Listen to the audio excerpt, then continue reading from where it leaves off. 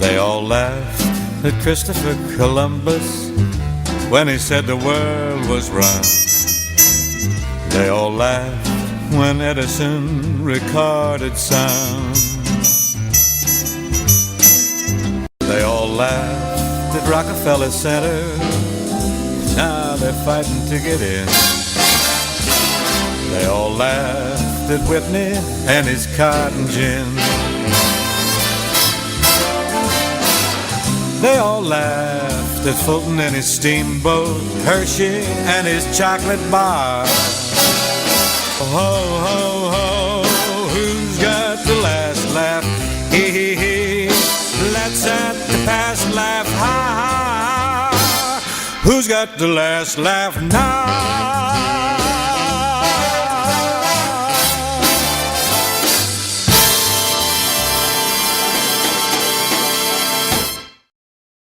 The first strategic planning process that I've been through, and it was incredible. The institution came out of it 4 years later in terrific shape. We actually invited them back again in 2004 and 5 to update the process and update the plan. When we finally came up with a strategic plan, which was mildly controversial, we went online for whole degrees. We formed additional partnerships, and in the meantime, we went co-ed in our undergraduate college. So we ended up having this massive project that ended up with a really major new strategic plan, and I'm convinced we couldn't have done it on our own. It was just too many moving parts, it was too many different constituencies, and it was too much communication for us to have really organized ourselves in the way that we should have. So I consider it exactly what we expected and hoped for and exceeded. We had I would believe, one of the smoothest transitions to co-education of any women's college in the country.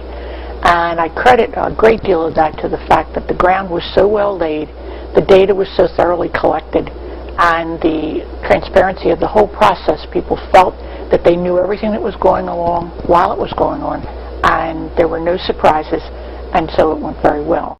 I was very concerned, due to the culture of the institution, that there would be opportunities for us to include a broad range of constituencies in the process. And as a result of the process that you took us through, we were able to engage students and faculty and alumni and community members, certainly our board of trustees, in the process, and that really served us well. Now there is that ongoing, continuing expectation of involvement, but due to the fact that we were able to work with you through the processes, and I know, Brendan, on one occasion or more than one occasion, we asked you to come back and work with the faculty or work with the various committees, so we were very pleased with the process.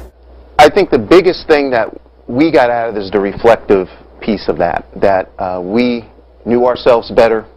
We know where we want to go, and I think it just focused us in a need of focusing, for the future. It's worked out so well that our regional accreditor actually mentioned it in their report of how pleased they were with our strategic agenda. The differences between Vaughn College today and where we were in 2001 when our first strategic plan was approved are considerable. First of all, we weren't Vaughn College. We've developed our identity as a result of the strategic planning process. We have increased our enrollment from roughly 1,000 students to nearly 1,800 students. We've built a residence hall, but I think most of all it's the branding of the institution that's been a remarkable change. We are now an academic institution offering master's, bachelor's, and associate degrees. We had just gotten our toe in the water on bachelor's degrees when we started with Stephen Strategies. All our growth has been in the academic areas. We were primarily commuter. We now have a nice proportion of our students are residential. We were very inwardly focused and centered around mainly one industry. We now cater to lots of different industries throughout our region and have become a 24/7 campus. And those changes really came as a result of planning. We firmly believe that we got here with the help of Stephen Strategies because we planned for this. And it's going to take us to the next level of our transformation as well. So I would expect that when they come back for the next strategic planning effort in 5 years, that it'll just be more of this continued transformation of an amazing institution that serves a really wonderful student in this region.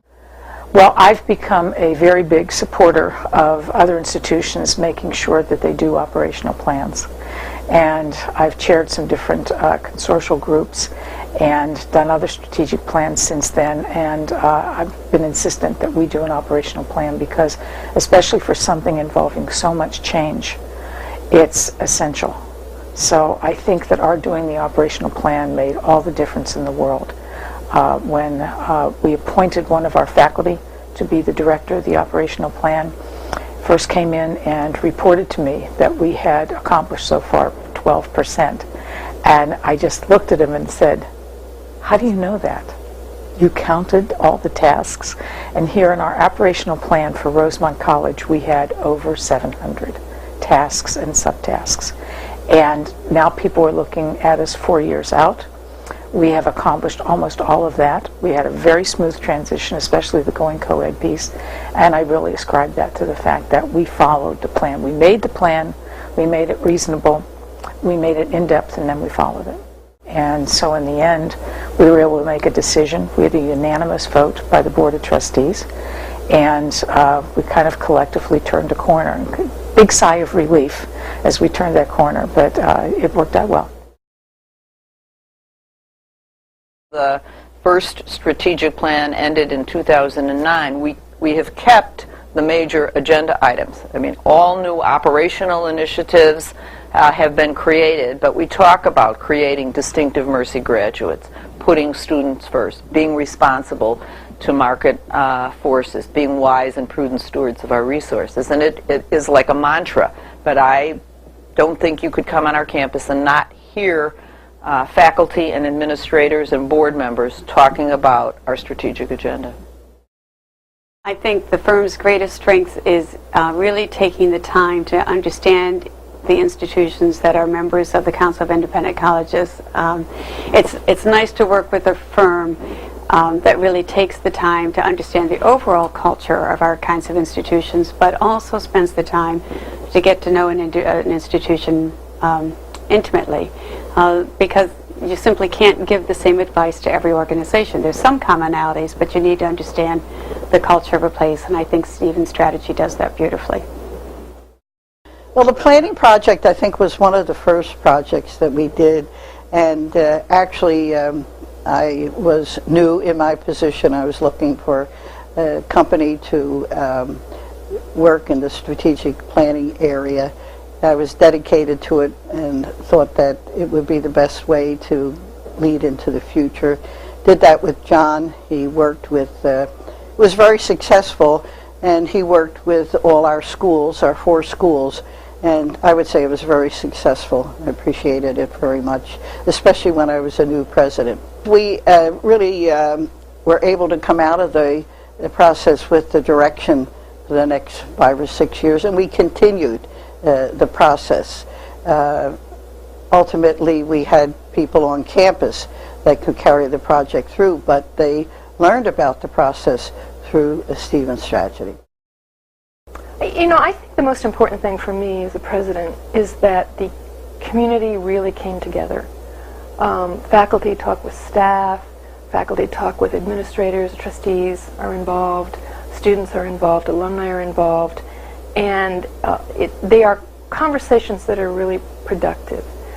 We've really learned how to talk together between and among constituencies, and therefore we're all on the same page, and there is unanimous support of the direction in which we're going.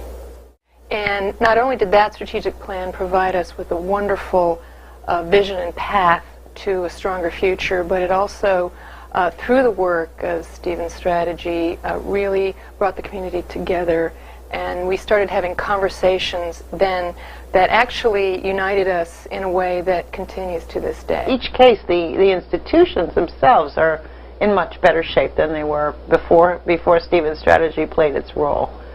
So, but right away I could see that the numbers were turning and the people were smiling, the board was relieved. And so I learned, and I learned primarily from working with John Stevens, coming to understand that in order to shift an organization from ill health to good health involved more than a strategic plan, but also working through the transitions in the people. And John was extremely helpful to me in interviewing the people, getting to know them, what made them tick, and what was wrong, and helped me to fix what was wrong so that they could perform better.